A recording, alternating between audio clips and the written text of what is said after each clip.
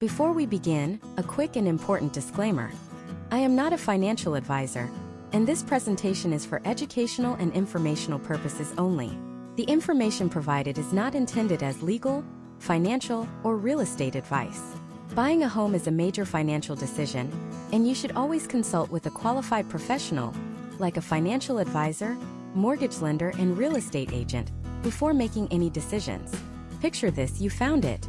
The dream house. The one with the perfect kitchen, the big backyard for the dog. In that neighborhood you've been stalking on Zillow for months. You've won the bidding war, your offer is accepted, and you feel like you're on top of the world. Then you sit down at a long table, and someone slides a stack of paper an inch thick in front of you. It's filled with words you've never seen before.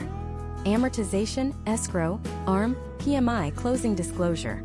And they hand you a pen and say, just sign on the dotted line. For millions of Americans every year, this is the single most terrifying moment of the home buying process. You're about to sign your name to the biggest loan you will ever take in your entire life. And it feels like you're trying to read a contract written in a foreign language. A language where one misplaced comma could cost you thousands of dollars. This is the moment that separates a smart homebuyer from a stressed-out homeowner. And the difference between the two is one simple thing: understanding. That's why we're here. This isn't just another video with confusing jargon. This is your translator. This is your guide. We are going to strip away all the complexity and demystify the single most important financial tool in your life: the mortgage. By the time we're done, you won't just be ready to sign that stack of papers. You'll understand what every single line means. You will walk into that closing office with the confidence of an expert, ready to make the best possible decision for your future. So let's start with the absolute basics. What exactly is a mortgage? The word itself is actually a little terrifying. It comes from Old French. Mort means death. Engage means pledge. A death pledge. Seriously. Now it's not as grim as it sounds. It doesn't mean you're paying until you die. It simply meant the pledge or the deal dies when the loan is either paid off or if you fail to pay it, a process we call foreclosure. But that origin tells you everything you need to know about how serious this commitment is. At its core, a mortgage is incredibly simple. It's a loan. That's it. But it's a special kind of loan called a secured loan. Think about it this way. If you borrow $20 from a friend for lunch, that's an unsecured loan. Your promise to pay them back is the only thing they have. But no bank on earth is going to lend you $300,000 based on a pinky promise. They need security. They need collateral. And in a mortgage, the collateral is the house itself. This creates a simple triangle of players. There's you, the borrower. There's the bank or the credit union or the mortgage company, we'll call them the lender. And there's the house, the collateral. The lender gives you a giant pile of cash to buy the house from the seller. In return, you give the lender two things. First, a promise to pay back that giant pile of cash over a set period of time, usually 15 or 30 years. And second, you give them a security interest in your house. This is a legal agreement that says, hey, if I stop making my payments, you, the lender, have the right to take my house, sell it, and get your money back. That's the fundamental deal. The mortgage is the legal document that ties the loan to the property. It's the bank's insurance policy. You get to live in the house, paint the walls, and build a life there. It's your home. But from a purely financial perspective, the bank has a powerful claim on it until that very last payment is made. Okay, so you get the loan, you buy the house. Now comes the part you'll live with every single month for decades: the payment. And this is where most of the confusion comes in. Your monthly mortgage payment isn't just you paying back the money you borrowed. It's actually made up of 4 different things, and the acronym to remember is PITI. That's P-I-T-I. Principal, interest, taxes, and insurance. Let's break each one down. First, P is for principal. This is the easy one. This is the actual amount of money you borrowed. If you got a loan for $400,000, that's your principal balance. Every month, a portion of your payment goes toward chipping away at that big number. In the beginning, it's a tiny little chip. At the very end of your loan, it's a huge chunk. But every dollar of principal you pay increases your actual ownership in the home. Next, I is for interest. This is the bank's profit. This is the fee you pay for the privilege of using their giant pile of money. The interest rate is one of the most important numbers in your entire life. A seemingly tiny difference, say 6% versus 7%, can cost you tens or even hundreds of thousands of dollars over the life of the loan. The interest is calculated on your remaining principal balance. This is why, in the early years of your mortgage, the vast majority of your payment is just going to interest. It's a bitter pill to swallow, but you're paying the fee on a very large balance. As you pay down the principal, the amount of interest you pay each month slowly decreases. So, principal is paying back the loan. Interest is the bank's fee. That P&I is the core loan payment. But we're not done. We still have T&I. T is for taxes, specifically property taxes. Every homeowner in the United States has to pay taxes to their local government, the city, the county, the school district. These taxes fund things like public schools, fire departments, and road maintenance. This has nothing to do with your bank. The bank doesn't get a penny of this. So why is it part of your mortgage payment? Because the bank is protecting its investment. If you don't pay your property taxes, the government can put what's called a lien on your house. A tax lien is super powerful. It even gets priority over the bank's mortgage. This means the government could force the sale of your house to get its tax money, and the bank could be left with nothing. The bank is terrified of this. So, to make absolutely sure the taxes get paid, they often collect the money from you every month as part of your payment. Finally, the last I is for insurance. Homeowners insurance. Just like with taxes, the bank needs to protect its collateral, your house. What if your house burns down in a fire or is destroyed by a tornado? You might walk away, and the bank would be stuck with a worthless pile of ashes and a massive unpaid loan. To prevent this, they require you to have homeowners insurance. And just like with taxes, to make sure you never ever let that insurance policy lapse, they will often collect the premium from you every single month and pay the bill on your behalf. So you have these 4 parts: principal, interest, taxes, and insurance. PITI. Now you might be thinking, okay, so the bank collects this extra money for taxes and insurance from me every month. Where do they put it?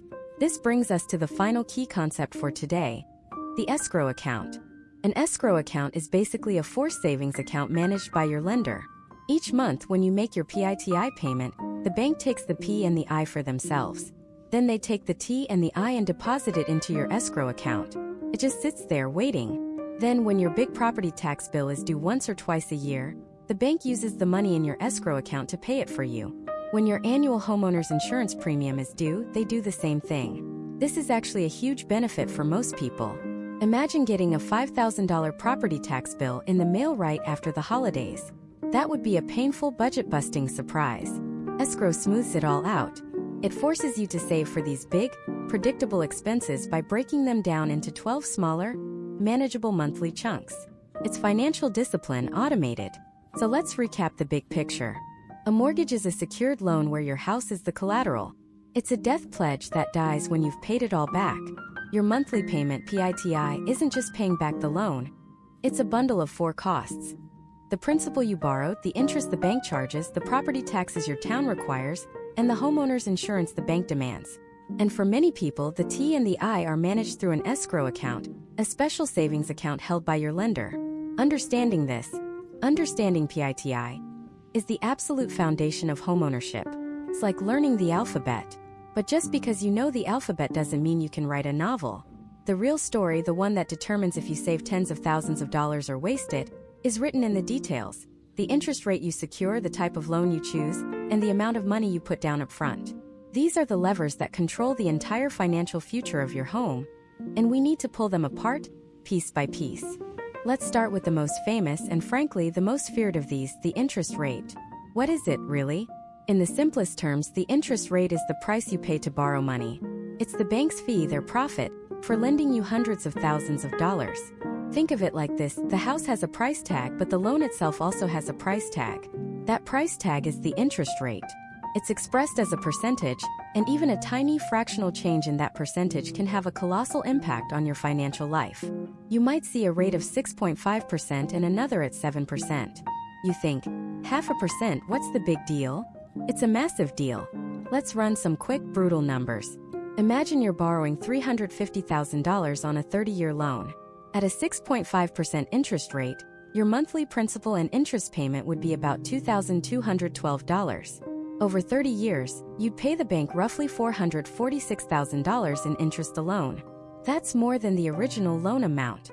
Now let's nudge that rate up by just 0.5% to 7%. Your monthly payment jumps to $2,328. That's an extra $116 every single month. But here's the knockout punch. Over the life of the loan, you'd pay a staggering $488,000 in interest. That 0.5% difference just cost you $42,000. That's a brand new car. It's a down payment on another property. It is a life-changing amount of money, all decided by a number that looks deceptively small on paper. This is why fighting for the best possible interest rate isn't just a suggestion. It is the entire game. Your ability to secure a lower rate is directly tied to a few key factors we'll explore later, like your credit score, but for now just burn this into your mind. The interest rate is the single most powerful lever determining the total cost of your home. Now let's move to the second lever, the down payment. This is the portion of the home's purchase price that you pay up front, out of your own pocket. It's your skin in the game. If you buy a $400,000 house and put down $40,000, you have a 10% down payment. The bank then lends you the remaining $360,000. For decades, there has been a persistent myth, a piece of received wisdom that has scared off countless potential homebuyers. The myth of the 20% down payment. You've heard it. Your parents have heard it. You have to put 20% down. Let me be clear. This is one of the most pervasive and damaging misconceptions in real estate. While putting 20% down is fantastic if you can do it, it is absolutely not a requirement for the vast majority of homebuyers in the United States. So why does the 20% number even exist? It's all about risk. From the lender's perspective, a borrower who puts down a large chunk of their own money is less likely to walk away from the loan if times get tough. They have more to lose. Putting down 20% is the magic threshold that tells lenders you are a low-risk borrower. The main benefit to you, the buyer, for hitting that 20% mark is that you get to avoid something called private mortgage insurance or PMI. PMI is a sneaky, often misunderstood cost. It's an insurance policy, but it doesn't protect you. It protects the lender. You are forced to pay a monthly premium for an insurance policy that pays out to the bank if you stop making your payments. It offers you zero benefit. It's purely an extra cost, rolled into your monthly mortgage payment, that you have to pay because your smaller down payment makes you a slightly higher risk in the lender's eyes. But here's the good news. Millions of Americans buy homes with far less than 20% down. There are government-backed loan programs, like the FHA loan, that allow down payments as low as 3.5%. There are conventional loans that allow for 3 or 5% down. Yes, you will likely have to pay PMI for a while, but it doesn't last forever. Once you've paid down your mortgage to the point where you have 20% equity in your home, you can request to have that PMI removed. So don't let the 20% myth paralyze you. Your down payment is a strategic choice. A larger down payment means a smaller loan, a smaller monthly payment, and no PMI. A smaller down payment means you get into a home sooner, you keep more cash in your pocket for emergencies and renovations, but you accept a slightly higher monthly payment for a period of time. Neither is right or wrong. It's about what's right for your specific financial situation. This brings us to our third and final lever, the type of loan you choose. If the interest rate is the price and the down payment is your entry fee, the loan type is the rulebook. It dictates the terms, the requirements, and the fundamental structure of how you'll pay the money back. It's not a one-size-fits-all situation. Choosing the right loan type is like choosing the right tool for a job. You wouldn't use a hammer to turn a screw. In the United States, your main options will generally fall into a few major categories. First, you have conventional loans. These are the workhorses of the mortgage world. They are not insured or guaranteed by the federal government. Because of this, lenders often have stricter requirements.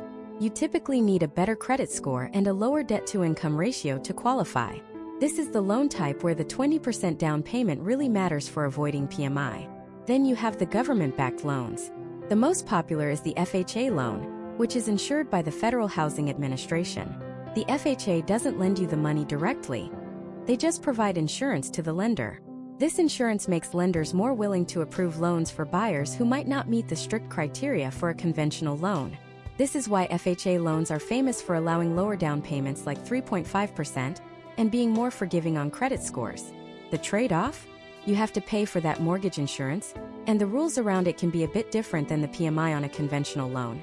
Another major government-backed option is the VA loan, guaranteed by the Department of Veterans Affairs. If you are a veteran and active duty service member, or an eligible surviving spouse, this is without question one of the most powerful financial tools available to you in this country. For most qualified borrowers, VA loans require zero down payment. No down payment at all. And they do not have monthly mortgage insurance. The benefits are so substantial that if you think you might be eligible, it is the very first thing you should investigate. These three levers, interest rate, down payment, and loan type, are not independent choices. They are a deeply interconnected system. Your down payment amount might dictate which loan types you qualify for. The loan type you choose will, in turn, influence the interest rate you're offered. A lower down payment on a conventional loan means you'll pay PMI. Choosing an FHA loan for that same low down payment means you'll pay a different kind of mortgage insurance with different rules. It's a three-dimensional puzzle, and your job as a homebuyer is to find the combination that best fits your financial picture. So now you understand the core DNA of a mortgage. You know the three critical components that will shape your payment, your total cost, and your financial life for years to come. But knowing the theory is one thing. Putting it into practice is another. How do you actually begin this process? How do you go from knowing what a mortgage is to actually getting approved for one? What is the first tangible step you need to take to signal to the entire world, to real estate agents and to sellers, that you are a serious qualified buyer ready to make a move? That first step has a name. It's called pre-approval, and it's arguably the most important milestone in your entire home buying journey. It's the key that unlocks the door to start seriously shopping for a home, and in the next part we are going to walk through exactly how to get it. So, how do you get this all-powerful pre-approval letter? It's a process that can feel a little bit like a financial colonoscopy. It's invasive, it's detailed, and you're going to be showing a total stranger the most intimate details of your financial life. But I promise you, on the other side is the clarity and confidence you need to actually buy a house. Think of it this way. When you ask a lender for hundreds of thousands of dollars, you're essentially asking them to become your business partner for the next 30 years. And before they sign on, they're going to do their due diligence. They're not trying to judge your life choices or the fact you spent a little too much on takeout last month. They are trying to answer one single solitary question. If we give this person this giant pile of money, what is the statistical probability that they will pay it back on time every single month for the next 360 months? That's it. It's all about risk. Your job during the pre-approval process is to prove to them that you are not a risk. You are a sure thing. To do this, lenders look at your financial life through a microscope, focusing on 4 key areas. You might hear these called the 4 C's of credit, but let's just call it what it is: the 4 pillars of your financial story. The first, and arguably the most important, is your capacity. This is a simple question. Do you have the capacity to pay this loan back? They determine this primarily by looking at your income and your job history. They want to see stability. That's why lenders typically want to see at least 2 years of consistent employment, preferably in the same job or at least the same industry. If you just jumped from being a teacher to a freelance trapeze artist last month, they might get a little nervous. They're looking for a predictable pattern. But it's not just about how much you make. It's about how much you keep. This brings us to a critical number that will follow you everywhere in this process: your debt-to-income ratio, or DTI. It's one of the most important numbers in your life that you've probably never thought about. It's simple math. The lender adds up all your monthly debt payments, student loans, car payments, credit card minimums, and the estimated new mortgage payment, and divides it by your gross monthly income, the money you make before taxes. Let's say you make $5,000 a month. Your car payment is $400, student loans are $300, and credit cards are $100. That's $800 in existing debt. If the new mortgage payment is estimated to be $1,700, your total monthly debt would be $2,500. Divide that by your $5,000 income, and your DTI is 50%. Most lenders want to see that number below 43%, and the lower the better. This single number is often the biggest limiting factor on how much house you can afford. It's the mathematical leash that keeps your dreams tethered to your financial reality. The second pillar is your capital. This is fancy bank speak for: what's your skin in the game? How much of your own money are you bringing to the table? This is your down payment, your closing costs, and any cash reserves you have left over. From the lender's perspective, a person who puts down 20% of their own money is far less likely to walk away from the loan if times get tough than someone who puts down just 3%. A significant down payment shows commitment.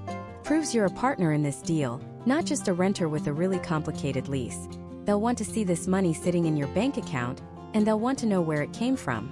It needs to be seasoned, meaning it's been in your account for a while, usually at least 60 days. A huge, mysterious pile of cash that appeared yesterday is a massive red flag. The third pillar is your credit. This is your financial report card. Your credit score, usually your FICO score, is a 3-digit number that tells the story of your entire history with borrowing money. Have you paid your bills on time? Do you carry a lot of credit card debt? Have you ever defaulted on a loan? A higher score tells a lender that you have a long history of keeping your financial promises. A lower score suggests you might be a bigger risk. While you can get a mortgage with a lower score, a higher score, typically 740 or above, unlocks the best interest rates, which can save you tens of thousands of dollars over the life of the loan. Your credit score is your reputation, written in numbers. And the fourth pillar is collateral. In this case, the collateral is the house itself. If for some reason you stop making payments, the lender needs a way to get their money back. The house is their insurance policy. They can foreclose on the property and sell it to recoup their losses. This is why the home appraisal is such a crucial step later on. The lender needs to be sure the house is actually worth the amount of money they're lending you. So, how do you prove all of this to a lender? With a mountain of paperwork. Get ready to become an expert document scanner. You'll need, at a minimum, your last 2 years of W-2s and federal tax returns. These documents tell the story of your long-term earning stability. You'll need your most recent pay stubs, covering at least 30 days. This proves your current income. And you'll need your last 2 months of bank statements for every single account you have, checking, savings, investment accounts. They will scrutinize these. They're looking for your down payment funds, but also for red flags like bounce checks, consistent overdrafts, or those large unexplainable deposits I mentioned. If your grandma gave you $10,000 for your down payment, you'll need a formal gift letter from her stating that the money is a gift and not a loan that you have to pay back. Every dollar must have a paper trail. Once you have your financial life neatly organized into a folder, it's time to choose a lender. You have a few main options. You can go to a big national bank like the one where you might already have a checking account. You can work with a local credit union, which are nonprofits that sometimes offer more personalized service. You can use an online lender, which can be fast and convenient. Or you can work with a mortgage broker. A broker is like a matchmaker. They don't lend money themselves. Instead, they take your single application and shop it around to dozens of different wholesale lenders to find you the best deal. My advice?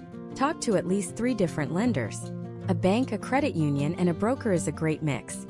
Getting a mortgage is a huge financial decision, and rates and fees can vary significantly between lenders. Shopping around is the single best way to save money.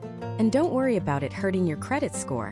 The credit bureaus know that people shop for mortgages. As long as all of your mortgage-related credit inquiries happen within a short window, usually 14 to 45 days, they will be treated as a single inquiry on your credit report. After you choose a lender, you'll fill out the Uniform Residential Loan Application. It's a long, detailed form, but if you've gathered all your documents, it's mostly just copying information from one page to another. You'll input your personal info, your employment history, your income, your assets, and your debts. You'll give the lender permission to pull your credit report. You'll upload all those documents you so carefully prepared. Then you hit submit. And you wait. Behind the scenes, your loan officer passes your file to an underwriter. The underwriter is the ultimate decision maker.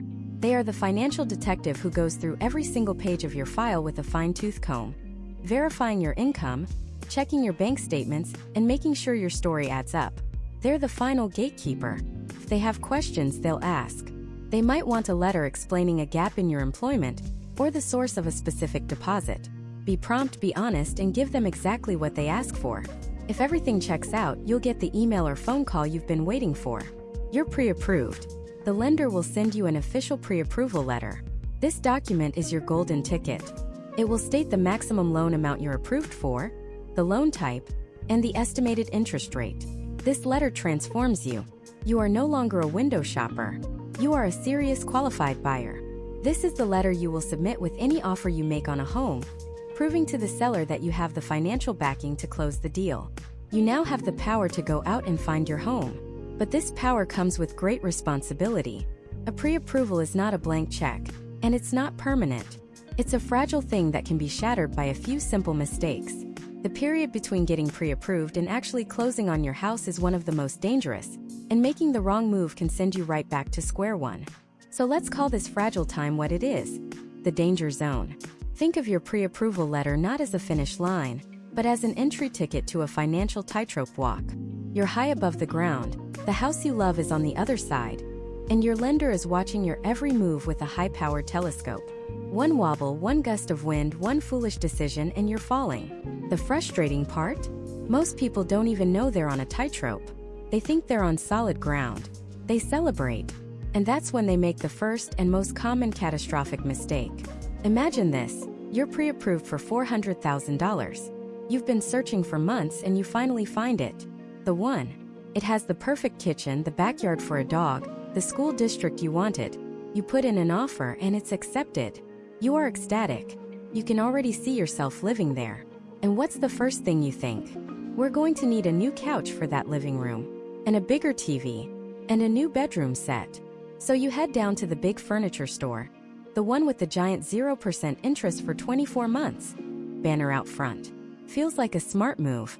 You're not paying any interest, you're getting the things you need for your new home, and you're preserving your cash for the down payment. You swipe that new store card, feeling like a responsible adult. What you've just done is taken a financial grenade, pulled the pin, and handed it to your loan underwriter. You see that 0% interest deal is still a new line of credit. When you applied for it, the furniture company did what's called a hard inquiry on your credit report. That alone can cause your credit score to dip a few points. But that's not even the worst part. The worst part is that you now have a new $5,000 debt that wasn't there when you were pre-approved. Your lender based your entire approval on a very specific number. Your debt-to-income ratio, or DTI. It's the single most important metric they use. By adding that furniture loan, you've just thrown that ratio completely out of whack. The lender does a final credit check right before closing. They will see that new account. They will see that new debt. They will recalculate your DTI, and suddenly you might not qualify for the loan anymore. Or you might qualify for a much smaller loan, which means you can no longer afford the house you've already signed a contract on. That dream house? It's gone. All because of a couch. This applies to everything. Don't go finance a new car because your old one won't look good in the new driveway. Don't open a new Best Buy card for that 80-inch TV. Don't even co-sign a loan for your cousin. From the moment you are pre-approved until the moment the keys are physically in your hand, your wallet is in lockdown. Your credit is frozen in time. Do not open any new credit. Period. But what if the change is a good one? This leads us to the second major mistake, and this one feels counterintuitive. Let's go back to our scenario. Your offer was accepted. You're 2 weeks away from closing. Then you get a call. It's a recruiter. They're offering you your dream job at a competing company. It comes with a 20% raise and a better title. Your first thought is, this is amazing. A higher salary will make my mortgage even more affordable. The lender will love this. You accept the job, give your 2 weeks notice, and proudly call your loan officer to share the good news. You're expecting congratulations. Instead, you hear a long, painful silence on the other end of the phone. You've just committed the second cardinal sin of the danger zone. You changed jobs. To a lender, stability is everything. They approved you based on a 2-year, verifiable history with your previous employer. They could see a consistent, predictable paycheck.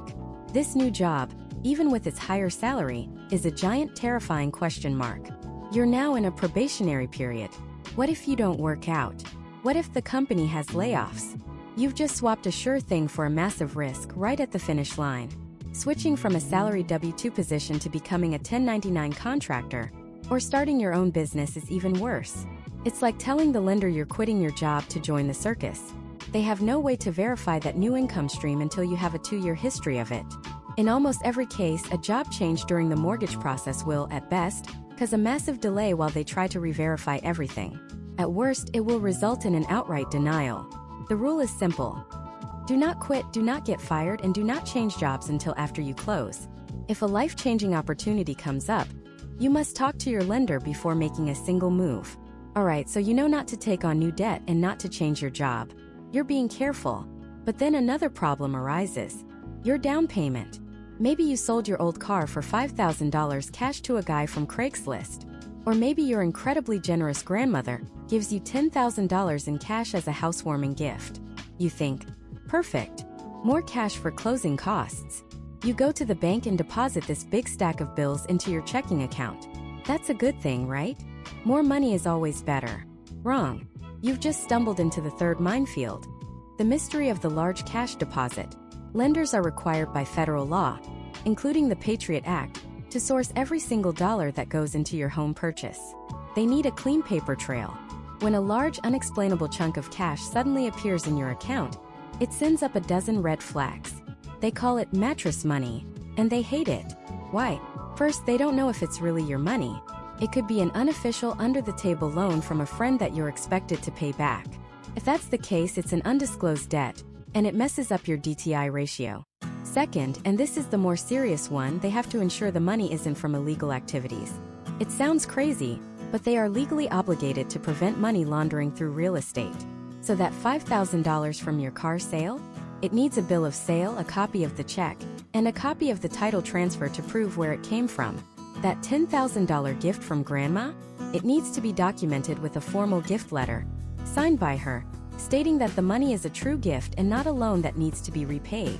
She'll also need to provide her bank statements to show the money leaving her account. Any large cash deposit that can't be sourced and documented can kill your loan. The rule is this: do not move large sums of money around or make big cash deposits without talking to your loan officer first. They can tell you exactly what paperwork you'll need to do it correctly. The final mistake is the most subtle. You didn't open a new credit card. You didn't change jobs. You didn't deposit a pile of cash. But you did start spending differently. You figured since your offer was accepted, it was safe to start buying things for the move. You paid for moving boxes, a storage unit, and new paint on your existing credit cards. Maybe you even booked a celebratory weekend trip. You didn't open a new account, so you think you're safe. But your lender isn't just looking for new accounts. They are looking at your entire financial behavior. They will often do a soft pull on your credit right before closing, and they will see your credit card balances. If you've suddenly maxed out your cards, your credit utilization ratio has shot through the roof. This can lower your credit score. More importantly, it increases your total monthly debt payments, which once again changes your DTI ratio. You have to live like a financial monk during this period. Your goal is to be as boring as possible. Pay every bill on time every single time. Keep your credit card balances low or at zero. Don't make any major purchases, even with cash, because a sudden drop in your bank account balance can also be a red flag. The person the lender approved is the person who existed on paper the day you applied. You need to remain that exact same person, financially speaking, until the loan is finalized. Any significant change in debt, in income, in assets can shatter the entire deal. This isn't about punishment. It's about risk management. For the lender, you are an investment, and they need that investment to be as stable and predictable as humanly possible. Surviving the danger zone means understanding you are under a microscope. But once you're through it, once you've signed the papers and the keys are in your hand, you've earned the right to finally, truly celebrate. The next step is making sure you have the right team to guide you through this minefield. Buying a home isn't a solo mission. It is a full-contact team sport, and you are the captain, the owner, and the star player all rolled into one. Your success doesn't just depend on your own preparation. It depends on the quality of the team you assemble around you. These are your advisors, your advocates, your guardians. They are the professionals who have navigated this minefield hundreds, even thousands of times before. Choosing the right ones can be the difference between a smooth, exciting journey and a stressful, costly nightmare. So let's build your home buying dream team, position by position. First up, and arguably your most important ally on the ground, is your real estate agent. Now let's be crystal clear about something crucial from the start. You need a buyer's agent. When you see a house listed for sale, the agent whose name is on the sign is the seller's agent. Their legal and ethical duty, their fiduciary responsibility, is to the seller. Their goal is to get the highest possible price and the best terms for the person selling the house. A buyer's agent, on the other hand, works for you. Their fiduciary duty is to get you the best possible price and the best possible terms. They are your champion in the ring. Think of a great buyer's agent as your personal guide through an unfamiliar jungle. They know the terrain, they know where the hidden traps are, and they know the fastest, safest paths to your destination. They have access to the Multiple Listing Service, or MLS, the master database of homes for sale, and can set you up with custom searches that notify you the second a home matching your criteria hits the market. They'll coordinate showings, help you see the potential and the problems in a property that you might miss, and give you priceless insight into the neighborhood, the schools, and the local market trends. When you find the one, they will run a comparative market analysis to help you figure out a smart offer price. They'll write up the offer, navigate the back and forth of negotiations, and handle the mountain of paperwork. Now for the question that paralyzes so many first-time buyers. How much does this expert guidance cost me? The answer in most cases is the best part: zero. Costs you nothing out of pocket. In a traditional real estate transaction, the seller pays the commission, which is then split between their agent and your agent. The seller bakes this cost into their asking price. So while you're not writing a check directly to your agent, their fee is covered by the seller from the proceeds of the sale. This is one of the few instances in life where you get a dedicated expert working solely on your behalf for free. So take your time, interview at least 3 agents, and find someone you trust, who communicates well, and who has experience working with first-time homebuyers. Your next team member is your financial quarterback, your mortgage professional. This could be a loan officer at a direct lender like your local bank or a national credit union, or it could be a mortgage broker. A loan officer at a bank works for that one institution and can only offer you the loan products that their bank has. If you have a great, long-standing relationship with your bank, this can be a smooth option. A mortgage broker, on the other hand, is an independent agent. They don't work for any single lender. Instead, they work with a whole network of different lenders, big banks, smaller lenders, online lenders, to shop for the best loan and the best rate on your behalf. They are like a personal shopper for your mortgage. For many first-time buyers, a broker can be invaluable because they can find niche programs or more competitive rates than you might find on your own.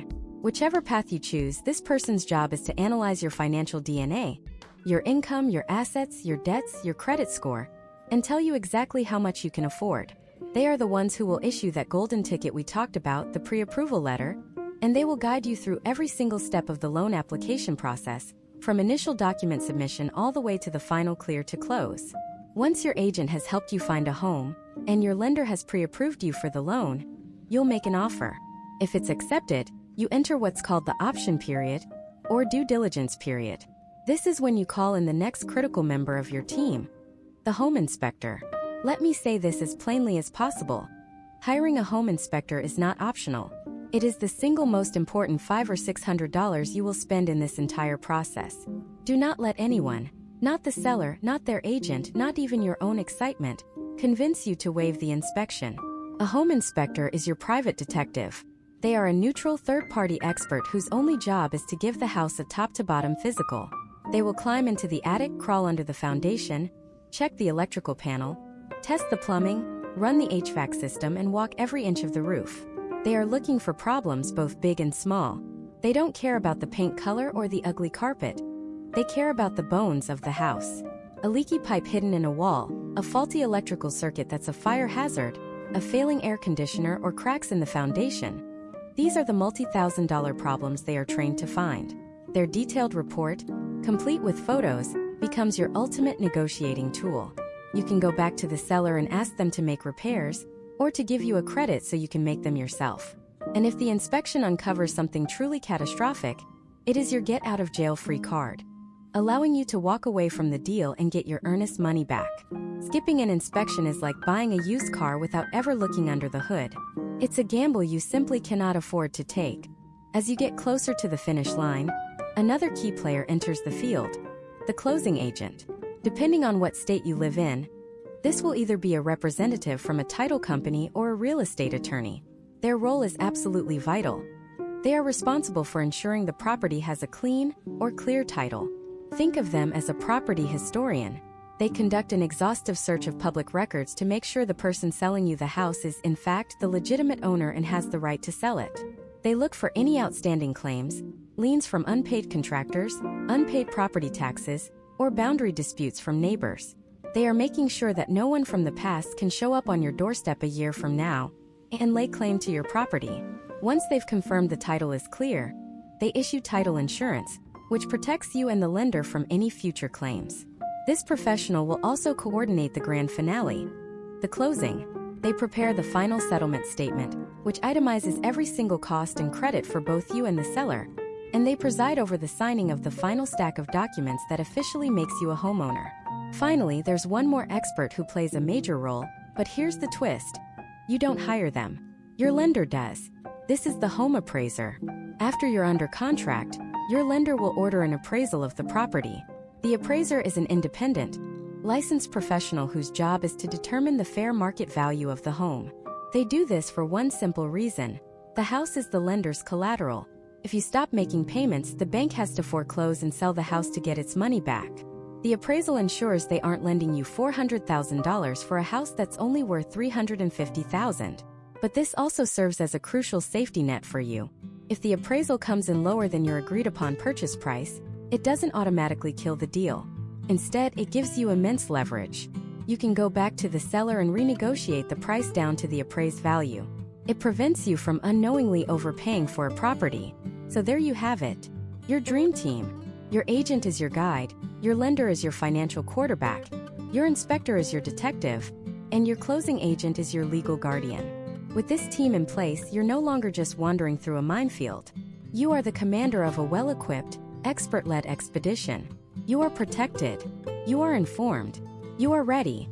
Now that you have your team assembled, it's time to talk about the playbook. The specific types of loans you can get. Because not all mortgages are created equal. In fact, choosing the wrong one can cost you tens, even hundreds of thousands of dollars over the life of the loan. Are you going for a fixed rate, an ARM, an FHA, or a VA loan? The alphabet soup of mortgages can be overwhelming. But understanding the difference is the single most important financial decision you'll make in this entire process. Let's start with the two heavyweights, the titans of the mortgage world. The fixed-rate mortgage and the adjustable-rate mortgage, or ARM. This is your first and most important fork in the road. Think of it as a choice between a rock and a roller coaster. First, the rock, the fixed-rate mortgage. The name tells you everything you need to know. The interest rate is fixed, locked in, set in stone for the entire life of the loan, whether that's 15 years or, more commonly, 30 years. This is the gold standard of predictability. Your principal and interest payment on day 1 will be the exact same principal and interest payment on day 10,950. The only thing that might change your total monthly payment is if your property taxes or homeowner's insurance go up or down. But the core loan payment itself? It's an immovable object. Imagine you and your neighbor buy identical houses on the same day. You get a 30-year fixed-rate mortgage. Your neighbor, trying to save a few bucks up front, opts for something else. 5 years from now, a global economic event happens and interest rates go through the roof. Your neighbor gets a letter in the mail, and their monthly payment jumps by $600. They're panicking, redoing their budget, canceling vacations. You get the same letter you always get. Your payment hasn't changed by a single penny. You are completely insulated from the chaos of the interest rate market. That is the power, the profound peace of mind of a fixed-rate loan. It's boring in the most beautiful way possible. It's the financial equivalent of a comfortable old sweater. You know exactly what you're getting every single time. This is why over 90% of American homebuyers choose a fixed-rate mortgage. It's perfect for people who plan to stay in their home for a long time, who value stability, and who want to sleep soundly at night knowing their biggest bill will never surprise them. Now let's talk about the roller coaster. The adjustable rate mortgage, or ARM. An ARM is a completely different beast. It's a loan that offers a lower introductory interest rate for a set period of time. Say 3, 5, 7, or 10 years. This is often called the teaser rate because it's designed to entice you. During this initial period, it functions just like a fixed-rate loan. But after that period ends, the adjustable part kicks in. Your interest rate will start to change or adjust periodically, usually once a year. How does it adjust? It's tied to a specific financial index like the SOFR rate, which is a benchmark that banks use. Your rate becomes that index plus a margin set by the lender. So if the index goes up, your rate goes up, and so does your monthly payment.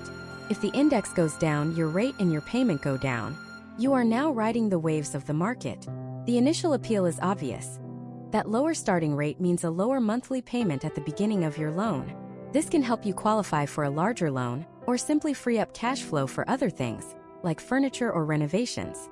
You'll see ARMs described with two numbers like a 5-to-1 ARM or a 7-to-1 ARM. The first number is the number of years your introductory rate is fixed. The second number tells you how often the rate will adjust after that. So, a 7-to-1 ARM means you have a fixed rate for the first 7 years, and after that, the rate will adjust once every 1 year for the remaining 23 years of the loan. So who in their right mind would choose the roller coaster over the rock? Someone with a plan. Let's say you're a medical resident. You know for a fact that your income is going to double or triple in 5 years when you become an attending physician. Taking a 5-to-1 ARM might be a brilliant strategic move. You enjoy a significantly lower payment during your lower earning years, and when the rate starts adjusting 5 years later, you can easily afford the potentially higher payment. Or maybe you know you're in a starter home, and you are 100% certain you will be moving and selling the house in 6 years. A 7-to-1 arm would let you take advantage of the lower rate for the entire time you own the home, and you'll sell it long before the first rate adjustment ever hits. It's a calculated risk, but the risk is very, very real. This is the type of loan that got millions of people in trouble during the 2008 financial crisis. People took on arms they couldn't afford, assuming they could just refinance before the rate adjusted. But when the housing market crashed, their home values plummeted, and they couldn't refinance. They were trapped as their payments skyrocketed. Modern arms have more protections like caps, which limit how much your interest rate can increase in a single year and over the lifetime of the loan. But even with caps, a series of increases can lead to severe payment shock, a sudden, dramatic, and often unaffordable increase in your monthly housing cost. So, fixed versus ARM is your first big choice. Stability versus opportunity. The rock versus the roller coaster. But it's not the only choice. Layered on top of this are different loan programs, many of which are backed by the US government. These aren't separate categories, but rather special types of fixed-rate or adjustable-rate loans. Let's start with the FHA loan. This is not a loan from the government, but a loan that is insured by the Federal Housing Administration. That insurance gives lenders the confidence to approve borrowers who might not otherwise qualify. The FHA loan is the champion of the first-time homebuyer with less than perfect credit or a small amount of savings.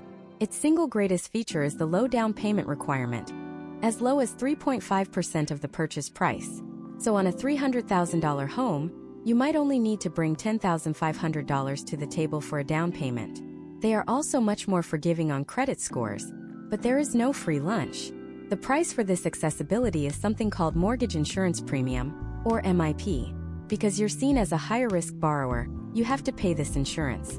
It comes in two parts: an upfront premium that's usually rolled into your loan amount, and a monthly premium that's added to your mortgage payment. And here's the critical part. On most FHA loans today, you pay that monthly mortgage insurance for the entire life of the loan. It never goes away unless you put down 10% or more, in which case it goes away after 11 years. It's the trade-off you make for getting your foot in the door of homeownership. Next up, the VA loan. If you are an eligible veteran, active duty service member, or surviving spouse, stop what you are doing and listen. The VA loan is, without a doubt, one of the best mortgage products on the planet. It is your reward for serving our country.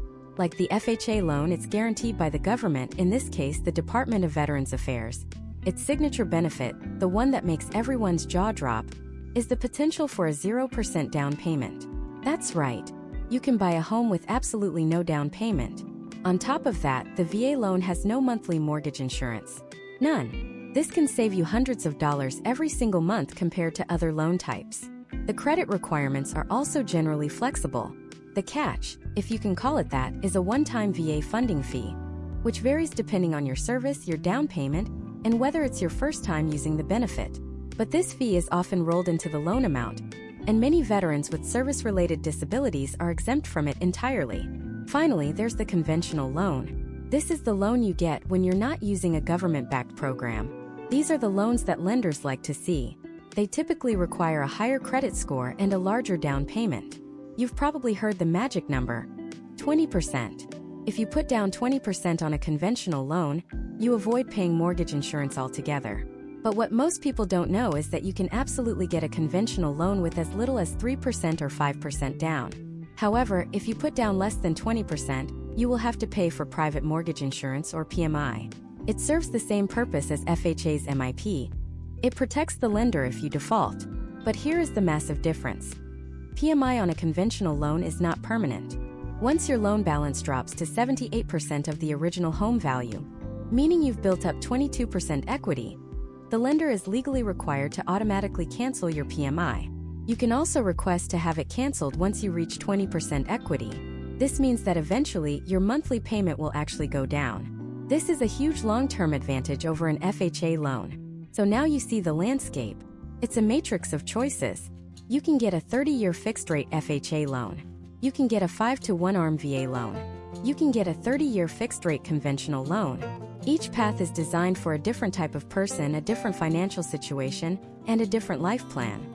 Choosing the wrong one can cost you tens, or even hundreds of thousands of dollars over the years. Choosing the right one can accelerate your wealth-building journey beyond your wildest dreams. So let's talk about those choices. Think of the mortgage world as a giant map with two fundamental forks in the road you must navigate. Get these two decisions right and you're on the path to success. The first fork is your rate type. This is all about how your interest rate behaves over time. Your two main options are fixed rate and adjustable rate.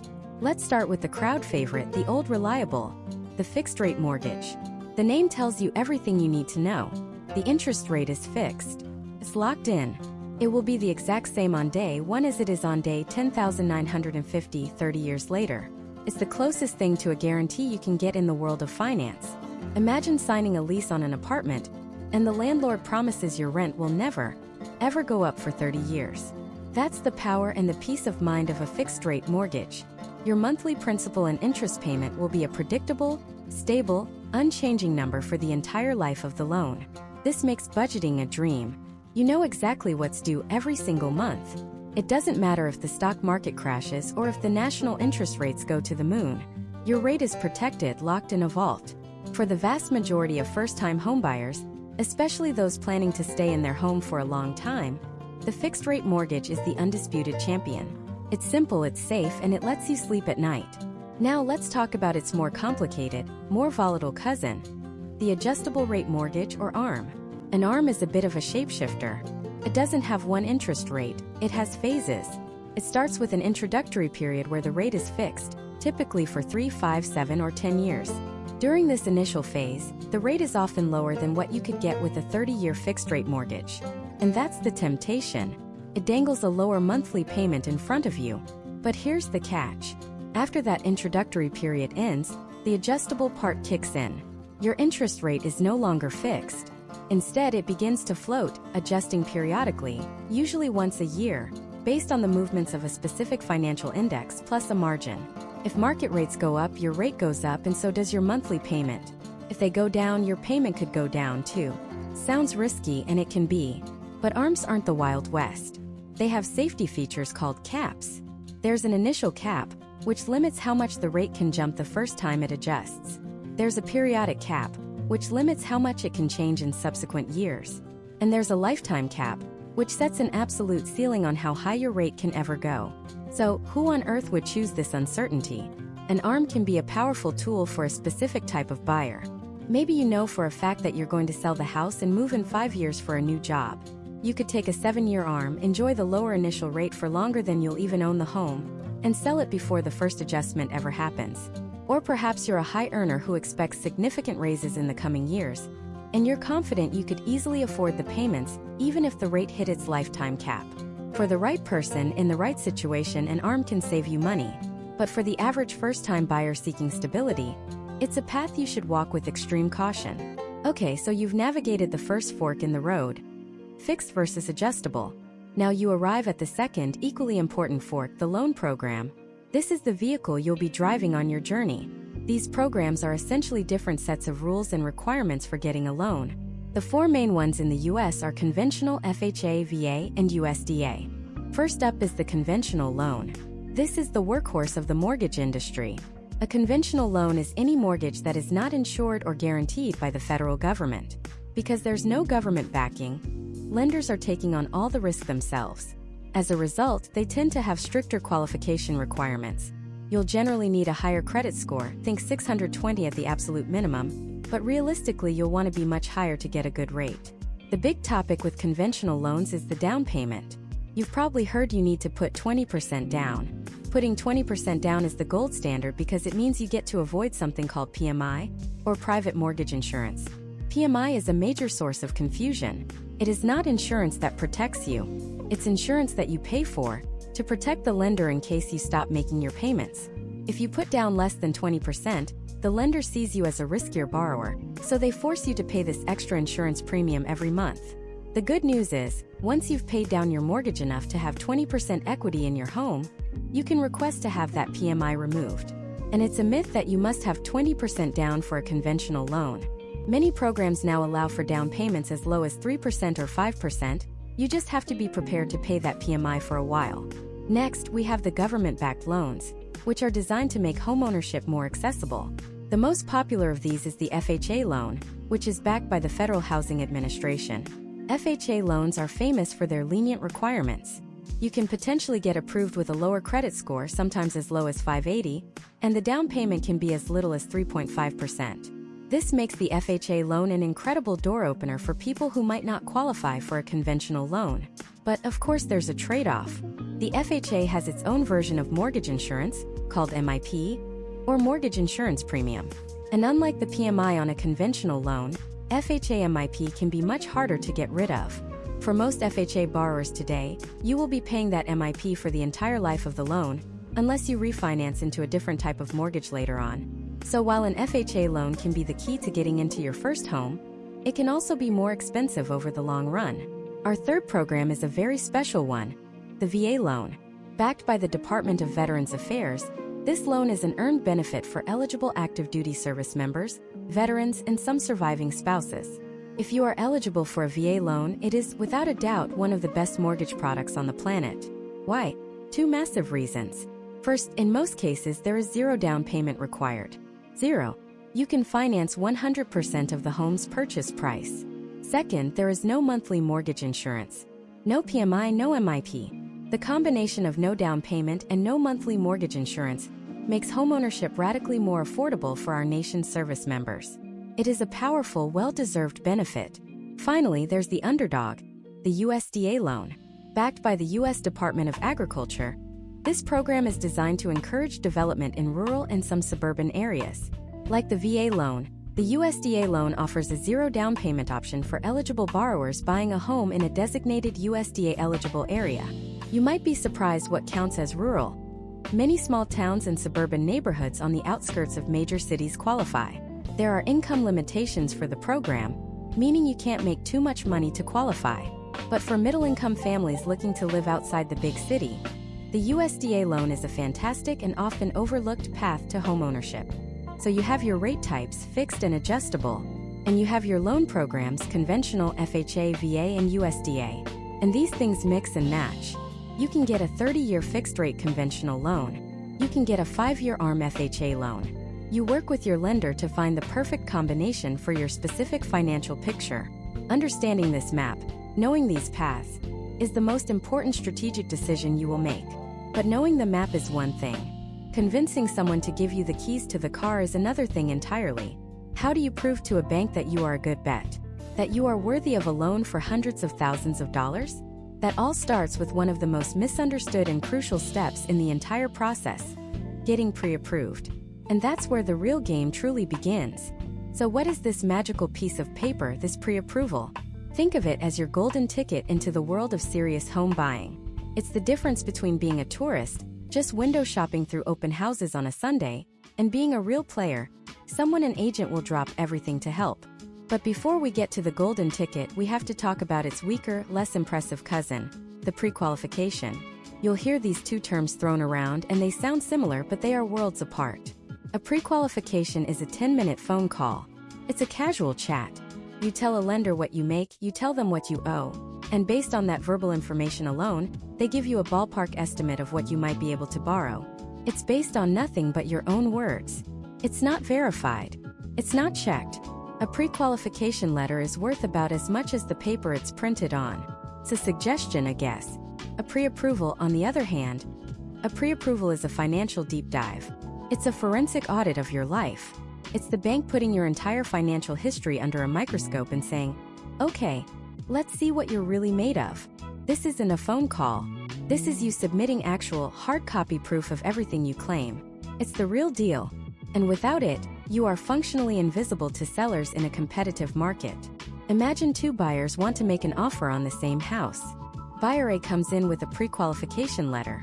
Buyer B comes in with a full pre-approval from a reputable lender. Who do you think the seller takes seriously? The one who had a nice chat, or the one who has already been financially vetted and is ready to go? It's not even a contest. The pre-approval is your proof that you're not a dreamer, you're a buyer. So how do you get one? You prepare for a full financial physical. The lender is going to ask for a mountain of paperwork, and their goal is to verify 3 core pillars of your financial life: your income, your assets, and your debts. Let's break it down. First, income. The bank wants to know with certainty that you have a stable, reliable, and sufficient stream of money coming in to cover your mortgage payment for years to come. This isn't about your last paycheck. This is about your history. They're going to ask for your last 2 years of W-2s. Why 2 years? Because anyone can have one good year. 2 years shows a pattern. It shows stability. They'll want your most recent pay stubs, usually for the last 30 days, to prove you're still employed and your income is current. If you're self-employed, get ready. The scrutiny is even higher. You'll need 2 years of full tax returns, including all schedules, and likely a year-to-date profit and loss statement. They want to see not just that your business makes money, but that it has a consistent track record of making money. They are looking for predictability. A big, one-time contract last year is great for you, but it doesn't look like stable income to a lender. They want to see a reliable baseline they can count on. Second, assets. This is the part where they verify you have the cash to close the deal. They want to see where your down payment is coming from. They'll ask for your last 2 to 3 months of bank statements for every single account you have. Checking, savings, investment accounts, retirement accounts. And they will scrutinize every line. They're not just looking at the final balance. They're looking for the story behind the money. Did you save this money steadily over time? That looks great. It shows financial discipline. Is there a recent massive unexplained deposit? That's a huge red flag. A $50,000 deposit that appeared last week looks suspicious. To them, that could be an undisclosed loan from a friend or family member, which is another debt you're not telling them about. If you received a gift for the down payment, that's usually fine. But it has to be documented perfectly with a formal gift letter stating that the money is a true gift and does not need to be repaid. They want to see that you have the money for the down payment, the money for the closing costs, and ideally some money left over in reserve. These reserves, known as post-closing liquidity, are your safety net. They want to see that after you've paid for everything, you won't be at a zero balance. Having 2 to 6 months worth of mortgage payments in the bank after you close gives them immense confidence that if you lose your job, you won't immediately default on the loan. Finally, and this is the big one, they analyze your debts and your credit. This is where they calculate the single most important number in mortgage lending, your debt-to-income ratio, or DTI. It sounds complicated, but the concept is incredibly simple.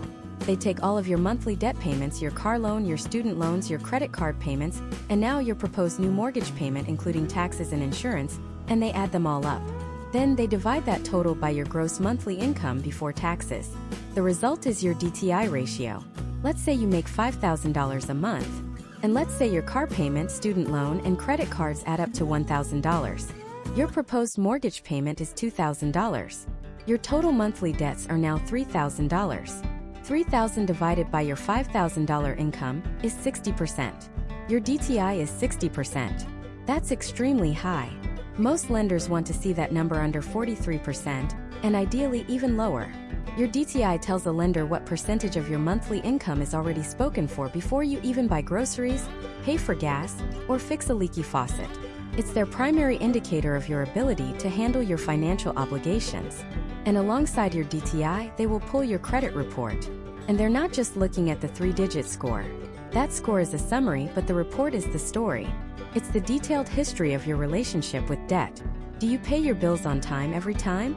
That shows responsibility. Do you have a history of late payments, collections, or maxed out credit cards? That shows risk. They'll look at how much credit you have available versus how much you're using. That's your credit utilization ratio. They'll look at the age of your credit accounts. A long history of responsible credit use is a powerful testament to your reliability. This is where your past financial decisions come home to roost. Every late payment, every forgotten bill, it's all there in black and white. Once the lender has collected all of this, your proof of income, your bank statements, your credit report, a human being, an underwriter reviews the entire file. They connect the dots. They verify the numbers. And if everything checks out, if your income is stable, your assets are sourced, and your DTI and credit are in line, they will issue that coveted pre-approval letter. This letter is powerful. It states a specific dollar amount that the bank is willing to lend you, subject to a final appraisal of the property you choose. Turns you from a maybe into a yes. It gives you a concrete budget so you're not wasting time looking at houses you can't afford. And most importantly, it tells sellers and agents that you are a serious, qualified buyer who is ready to make a credible offer. Getting pre-approved is not just a box to check. It is the single most important strategic move you can make before you start looking at homes.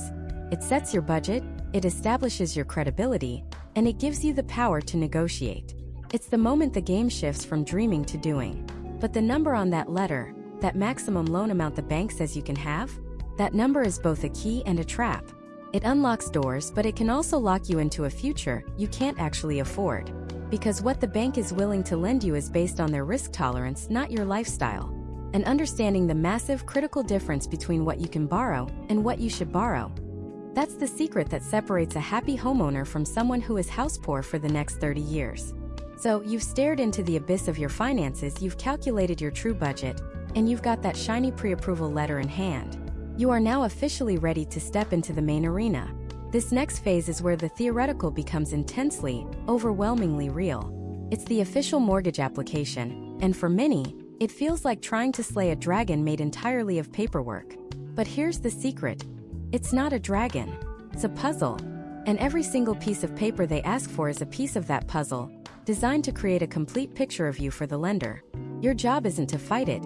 It's to give them the pieces they need quickly and cleanly.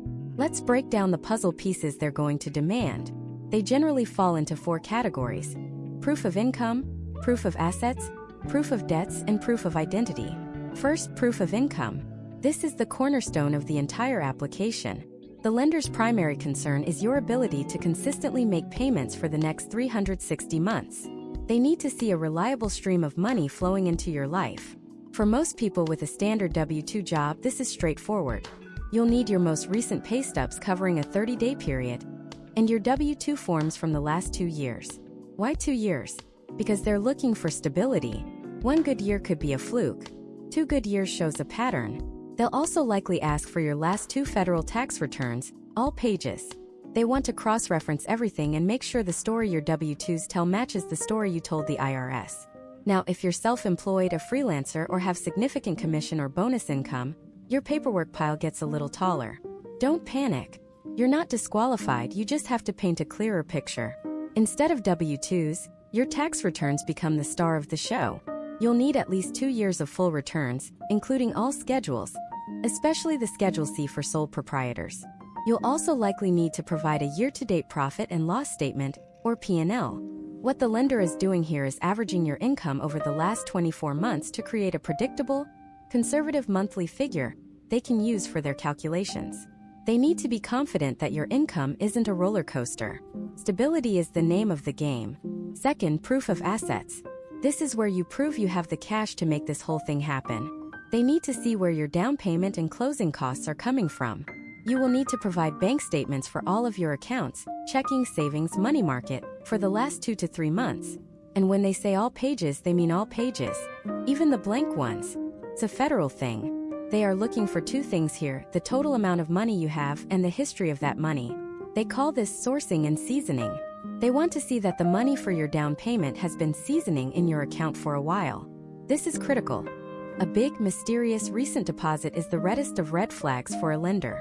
It looks like an undocumented loan from a friend or family member, which is a debt you haven't disclosed. If your parents are gifting you money for the down payment, that's perfectly fine, but it needs to be documented properly with a formal gift letter, which the lender will provide, stating that the money is a gift and not a loan that needs to be repaid. The key takeaway here: do not move large sums of money around between accounts right before or during your mortgage application. Keep it simple. Keep it clean. Let your money season. Third, proof of debts. The lender already pulled your credit report, so they have a pretty good idea of what you owe. But they need to verify it. They need to understand your complete liability picture. This means providing statements for any other loans you have: car loans, student loans, personal loans. They'll use these to confirm the monthly payments and outstanding balances that factor into your debt-to-income ratio. If you have credit cards, they'll see those on the report. If you have alimony or child support payments, you'll need to provide documentation for that too. You have to lay all your financial cards on the table. Hiding a debt is one of the fastest ways to get your application denied. Finally, proof of identity. This is the easy part. A copy of your driver's license and your social security number. They just need to confirm you are who you say you are. Once you've gathered this mountain of documents and formally submitted your application, your file is handed over to the mysterious, all-powerful figure known as the underwriter. This is where your application enters a black box. You wait. You stress. You refresh your email 1,000 times a day. But what is actually happening in that black box? The underwriter is not your enemy. The underwriter is a risk analyst, a financial detective. Their one and only job is to look at the complete puzzle you've provided and answer one question for the bank. What is the probability that we will get this money back? That's it. They are protecting the lender's investment, which, remember, is hundreds of thousands of dollars. To do this, they meticulously verify every single piece of information you provided. They are the ultimate fact-checkers. They're guided by a set of rules and guidelines set by the loan type. Fannie Mae, Freddie Mac, FHA, VA. They aren't making subjective judgments about your character. They are objectively applying a complex rulebook to your financial life. They're essentially analyzing what's known in the industry as the 4 C's of credit. The first C is capacity. This is your ability to repay the loan. They're looking at your income, its stability, and most importantly, your debt-to-income ratio. They're confirming that the mortgage payment, plus your other debts, doesn't exceed a certain percentage of your gross monthly income. They're answering the question, does the math work? The second C is credit. This is your willingness to repay your debts. Your credit score is a snapshot, but they're digging into your full credit history. Do you have a long history of paying bills on time? Or is there a pattern of late payments and defaults? They're looking at your past behavior to predict your future behavior. They're asking, have you been reliable in the past? The third C is capital. This is your skin in the game. How much of your own money are you putting into this purchase? This includes your down payment and the cash you'll have left over after closing, which are called reserves.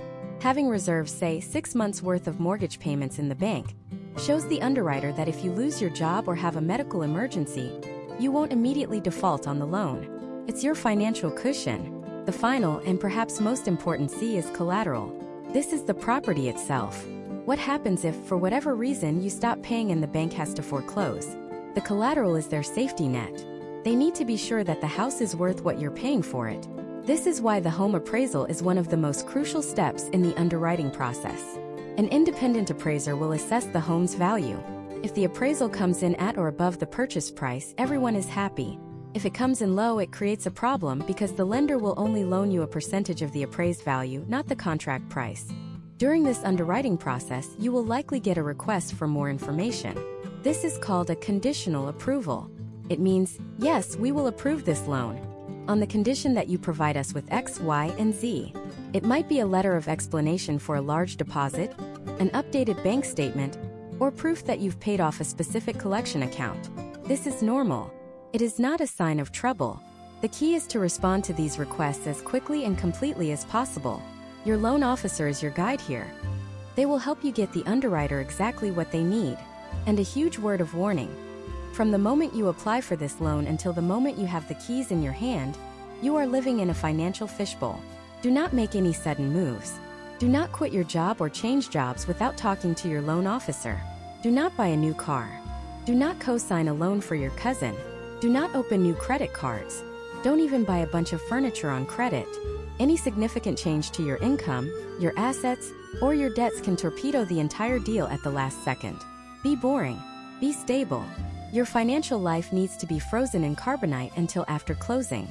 Once you've satisfied every condition and the underwriter has meticulously verified every last detail, they give that final glorious stamp of approval. That's when you get the 3 magic words every homebuyer is desperate to hear. Clear to close. And that is when the real finish line finally comes into view. It's when we start talking about the final numbers, the giant stack of papers you have to sign, and the surreal, incredible moment you finally get the keys. This is it. The final sprint. After weeks, maybe even months of searching, negotiating, and mountains of paperwork, your lender utters the 3 most beautiful words in the entire home buying process. Clear to close. It's a green light that sends a jolt of pure electricity through you. It means the underwriters, the appraisers, the title company, everyone has given their final stamp of approval. The loan is officially ready. And this is when a very, very important document lands in your inbox. The closing disclosure. Think of the closing disclosure, or CD, as the final official receipt for the biggest purchase of your life. By law, you must receive this document at least 3 business days before your scheduled closing date. This isn't just a suggestion. It's a mandatory cooling-off period. It's designed to protect you from being rushed into signing something you don't understand at the last second. When you get this document, drop everything. Your job is to go through it with a fine-tooth comb. Compare it line by line to that loan estimate you received way back at the beginning of the process. Are the numbers the same? Is the interest rate what you locked in? Are the loan terms correct? Are the seller credits there? If anything, and I mean anything, looks off, you need to call your loan officer and your real estate agent immediately. A typo here, a misplaced decimal point there, can cost you thousands over the life of the loan. This is your last chance to catch any errors before they become legally binding. The most important number on that closing disclosure is the one at the very bottom. Cash to close. This is the exact amount of money you need to bring to the finish line. Now, a lot of first-time buyers are surprised by this number. They think it's just their down payment. But it's not. It's your down payment plus all of your closing costs, the lender fees, the title insurance, the appraisal fee, the prepaid property taxes and homeowner's insurance for your escrow account, minus any credits you're receiving from the seller or your lender. It's the final all-in figure. And how you pay this amount is critically important. You don't show up to closing with a personal check or a briefcase full of cash. For a sum this large, you will almost always be required to send a wire transfer or get a cashier's check. And this brings me to one of the most critical warnings in this entire guide. Be paranoid about wire fraud. Scammers target real estate transactions relentlessly. They will create fake emails that look exactly like they're from your title company or attorney, giving you fraudulent wiring instructions. If you send your money to them, it is gone forever. There is no getting it back. So here is the rule. Never ever trust wiring instructions sent via email. You must verbally confirm the instructions with the title company or closing attorney using a phone number you have independently verified. Look up their office number on Google, or use the number your agent gave you at the start of the process. Do not use the phone number listed in the suspicious email. Call them, read them the account and routing numbers, and get their verbal confirmation that they are correct. It's a 5-minute phone call that can save you from financial ruin. With the money situation sorted out, there's one last stop before the closing table, the final walkthrough. This usually happens 24 hours before you sign. This is not another home inspection. This is your chance to walk through the property one last time to make sure it's in the same condition it was when you agreed to buy it. You're checking that the seller has moved out completely, that no new damage has occurred, and that any agreed upon repairs have actually been completed. Did they leave a pile of junk in the garage? Did a pipe burst overnight? Did they take the refrigerator that was supposed to stay? This is your final chance to raise a flag before the home officially becomes your problem. And then it's time. You walk into the office of the title company or an attorney's office. You'll likely see your real estate agent there, maybe the closing agent from the title company, and sometimes the sellers. And in the middle of the table you will see it. A stack of paper so thick it looks like the manuscript for a novel. Welcome to the signing ceremony. It can feel intimidating, but remember, you've already seen the most important numbers on your closing disclosure. A lot of what you're signing are disclosures and acknowledgments you've already seen in a different form. The closing agent will guide you through the stack, telling you what each document is and where to sign. You'll sign your name, initial here, date there, over and over again until your hand starts to cramp. But amidst that sea of paper, there are two documents that truly form the heart of the entire mortgage. The first is the promissory note. This is the simplest and most powerful document of them all. It is your IOU to the lender. It says, I promise to pay you back this specific amount of money, at this specific interest rate, over this specific number of years. It's the core promise. It's your debt in black and white. The second is the mortgage, or in some states, the deed of trust. If the promissory note is the IOU, the mortgage is the or else. This is the document that secures your promise. It says that if you fail to pay back the loan as promised, the lender has the legal right to take possession of the property through a process called foreclosure. It's the document that officially ties the loan to the house, making the house the collateral. When you sign this, you are giving the bank a security interest in your home. It sounds scary, but it's the fundamental agreement that makes this whole system possible. After what feels like an eternity of signing, your part is mostly done. You'll hand over your cashier's check or confirm the wire has been received. But you don't get the keys just yet. There's a crucial final step that happens behind the scenes called funding and recording. The closing agent has to get final approval from your lender to disperse the funds. The lender sends their money to the title company, who then pays off the seller's old mortgage, pays the real estate agents, covers all the closing costs, and gives the remaining profit to the seller. At the same time, a representative, often called a runner, takes the deed to the county courthouse to be officially recorded. This is the moment the home is legally transferred from the seller's name into your name, making it a matter of public record. This can take a few hours, and it can be an agonizing wait. You're sitting there having just signed away your life savings, with nothing to show for it yet. But then your agent's phone rings. They smile, nod, and hang up. And they turn to you and say the words you've been waiting to hear for months. We are funded and on record. The house is yours. And in that moment, someone slides a small jangling set of keys across the table. They feel impossibly heavy in your hand. They aren't just pieces of metal. They are the culmination of every late night you spent scrolling through listings, every weekend you gave up for open houses, every dollar you painstakingly saved. They are the key to your future. The key to painting a wall a ridiculous color just because you can. The key to building a life in a space that is finally truly yours. And that is what a mortgage really is. It's not just an amortization schedule, an interest rate, or a pile of legal documents. It's a tool.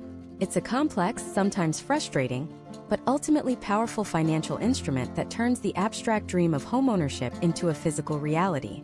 It's the bridge between the life you have and the life you want to build. It's a commitment, yes, but it's also a declaration. A declaration that you are planting roots, that you are building equity, and that you are taking control of your own future. The journey is long, and the process is complicated. But holding those keys in your hand, walking through your own front door for the very first time, you'll realize that every single step was worth it. Welcome home.